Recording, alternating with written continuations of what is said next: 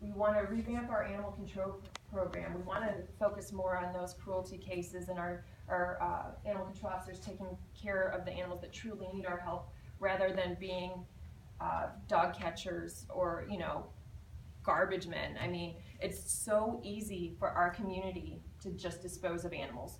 These guys are at their beck and call. They come and pick up the animals, don't have to have a good reason, don't even have to show it's your animal, and they have to be out there.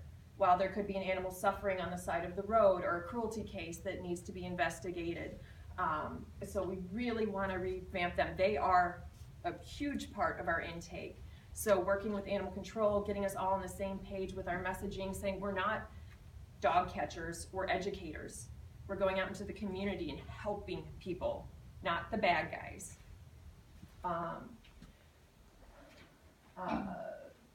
Increasing seeing and training of all shelter staff. A lot of our shelter staff only know this shelter. They don't know other ways. They don't know the progressive nature of some other shelters in our nation. So getting people on board and getting people excited about that. Implement large-scale transfer programs to northern shelters. This is like what I mentioned before. They're literally looking for animals up north, and we have animals to give them. So let's share. It's a lot more intensive than that may sound, because we've got to make sure health-wise that they've been quarantined for a certain amount of time, and they pass the state regulations for crossing lines and everything like that. So it's a big project, but something that I think will definitely help our homeless pet population in our area. Improve facilities. Obviously, as we discuss a brand new shelter, all those things will come into play with not only being a welcome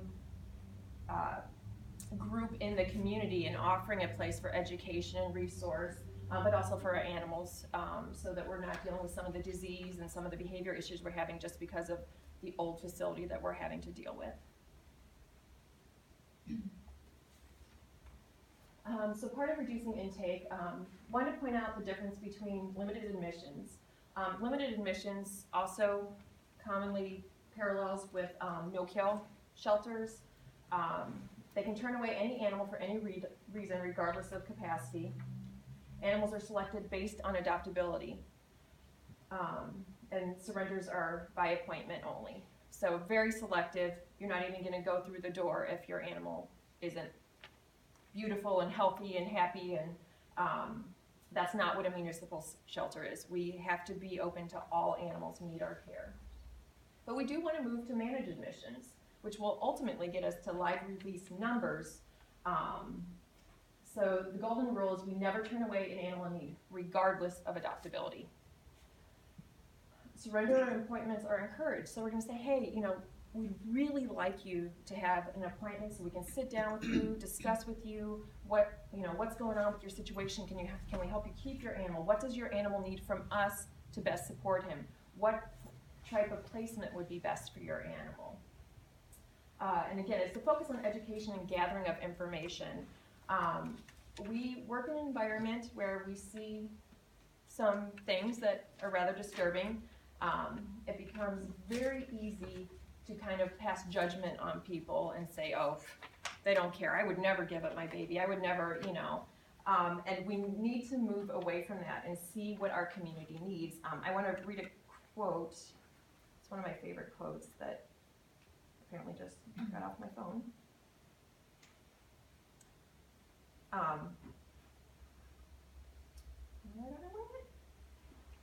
But it's basically, it's not our job to pass judgment. It's not our job to decide who deserves what. It's our job to help the helpless, fix the broken, and provide care for those in need. We don't know what's going on in someone's life. This hit home to me when I became homeless for 6 months when I lived in DC. It was a housing situation. They held my money in the bank. The place I was supposed to buy was illegal, and I wasn't going to sign off. It was horrible. I had 5 dogs and 3 cats at that time. People would say, I'd live in my car if I had to. Well, I had a little sports car. 5 dogs and 3 cats and a tiny little sports car. That's not really humane for anybody in that situation. So it kind of made me question my judgments of people coming through the shelter. Luckily, I'm blessed with amazing parents who took on all of my menagerie and all their issues, because they all have issues. One in a diaper, one with a back issue, one who's blind, and my family was able to take them on. But lots of people don't have that support. And I will say it was extremely difficult, even knowing they were in a safe place. So these decisions that people are having to make are not easy. I remember another incident in DC where a gentleman came in, big thug guy, you know, and came in, just put his dog to the side. He's like, I don't want him anymore. Don't want to talk about it. Don't want him anymore. Not going to tell you why. We're like, oh, another jerk, you know, who just throwing away his animal. I walked around the backside to go to my car, and this gentleman was out in the parking lot bawling. This was a very, very difficult thing for him to have to do. And so again, you don't know what people are experiencing, and you have to be open to helping them through that. So these are a few examples of some things in the area. And I actually just saw an article about the Charlotte-Mecklenburg shelter in ASPCA Pro today, I think. I was looking at another article about how successful they've been, where they've limited their surrender hours to 2 days a week for 3 hours at a time. That's pretty extreme. This is the county shelter, the municipal one. And they've been very successful.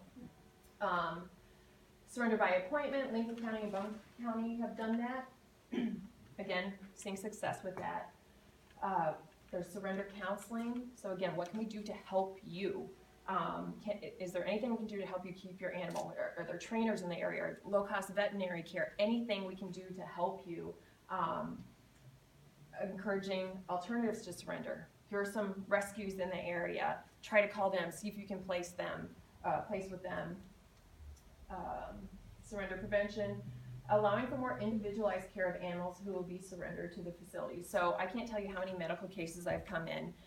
Swamped, people coming in left and right. You know, the poor intake staff are trying to gather paperwork, get everything set for all the animals. I get down there and they say, Dr. Wren, there's a medical issue with this animal. I don't know what it was. They didn't have time to talk. We had 5 other people in the lobby we were trying to help. So it's me trying to figure out what's wrong with these animals with no history. And there's some that had huge tumors that were in their abdomen and their spine and other things that were just, there's only so much I can do in shelter medicine, and without a history that makes it even harder. So it's sitting down, okay, what's going on with your animal? What does your animal need? Special diets, you know, special behavior things. Oh, she's great, except if you put a leash on her, don't put a leash on her. You got to put a harness on her. You know, things like that really make a difference for the outcome of the animal. So why we've gone this route is for all of the reasons I just mentioned, but it makes a difference. We had 201 animals surrendered in November. That's about 7 animals a day. That's just surrenders. That's not including strays.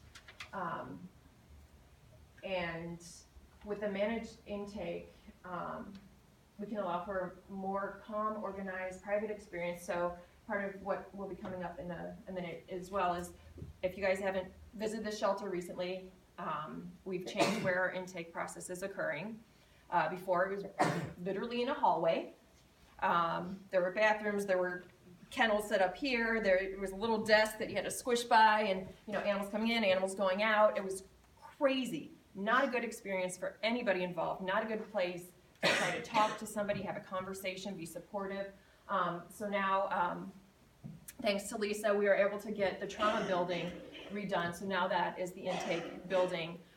There's a private area where they can do the intake, handle the animals in a quiet place, let them calm down if they need to. People can sit down and have a conversation with staff.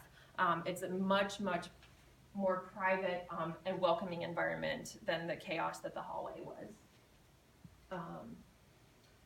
Allows staff ample time to better explore alternative outcomes and better accommodate individual animal needs.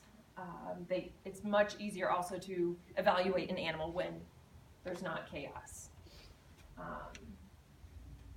It reduces the number of individuals abusing the system and treating the shelter as a free resource to dispose of their pet.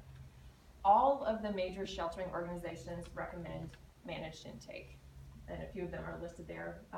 You guys are probably familiar with quite a few of those.